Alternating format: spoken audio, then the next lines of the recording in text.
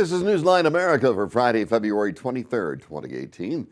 News from around the nation, the world, and right here at home. I'm Steve Shore. Thanks for being with us, and here's what is happening. Should teachers in our schools be armed? That's the question now being circulated around the country by lawmakers and even the National Rifle Association. At issue is what should and can be done regarding school shootings like the one in Florida that took 17 lives, as well as the shooting in Las Vegas on 1 October that claimed 58 lives. At a conference in Washington, the idea of arming teachers came up again. Natasha Chen reports. With impassioned pleas from survivors in Florida. This isn't about red and blue. Why do we have to march on Washington just to save innocent lives? It is now up to leaders in Washington to either take action or keep the status quo. We want to get something done. At a listening session with state and local leaders, President Donald Trump laid out specific changes he wants to see. We're going to do strong background checks. We're going to work on getting the age up to 21 instead of 18.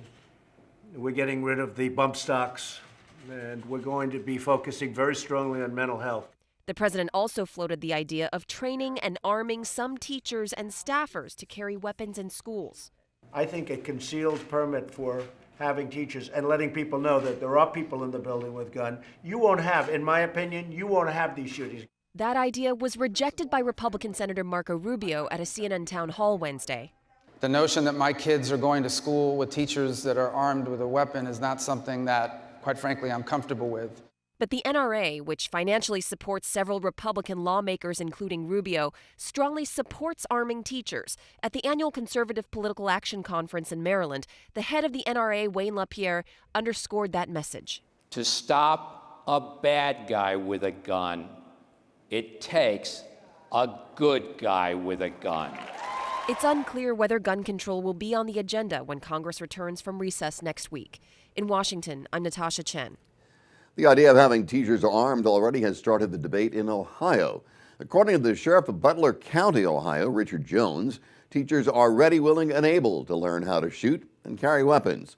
Sheriff Butler said as many as 300 teachers just in his area are ready to take up the arms. To a teacher in Florida today who said she's okay with weapons in school. She personally doesn't want a weapon. We have people that are trained with weapons before they become teachers, and the school boards have to approve the weapons in the school.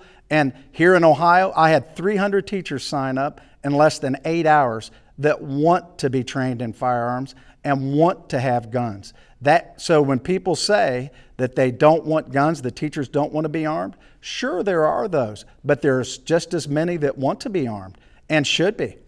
Butler County is part of the Cincinnati, Ohio metropolitan area and is home to Miami University of Ohio. Meanwhile, an officer of the law in Florida that was at the school and armed has now been dismissed because he had not interacted with the shooter at the Parkland High School. Two former officials of the Trump administration's presidential campaign are now facing even more legal hot water. Special counsel Robert Mueller has now filed charges against Paul Manafort and Rick Gates. A federal grand jury returned a 32-count indictment against the two. That includes tax and bank fraud allegations. A charging document says the new counts are connected with the fraudulent loans the two allegedly procured between 2015 and this year. The loans reportedly came from monies earned from their Ukrainian lobbying business. Both pleaded not guilty to similar claims last year. Meanwhile, another elected official is facing some hot water after being indicted on felony charges. The center of the issue is the governor of Missouri, Eric Greitens. The embattled governor was indicted on a felony charge of invasion of privacy. The indictment claims the Missouri governor took a picture of a fully or partially nude person without their knowledge or consent.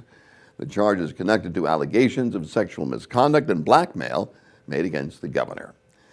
Well, it appears our Vegas Golden Knights continue to break more and more records. The Golden Knights, who won their last game against the Calgary Flames, are well on their way to a one-of-a-kind season.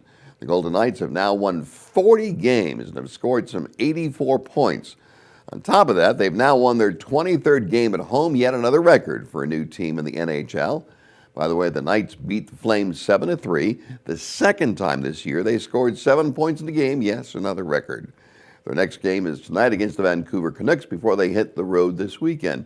Meanwhile, a big day for baseball fans in Las Vegas.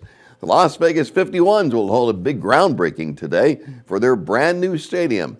They now say that stadium will be open for the 2019 season.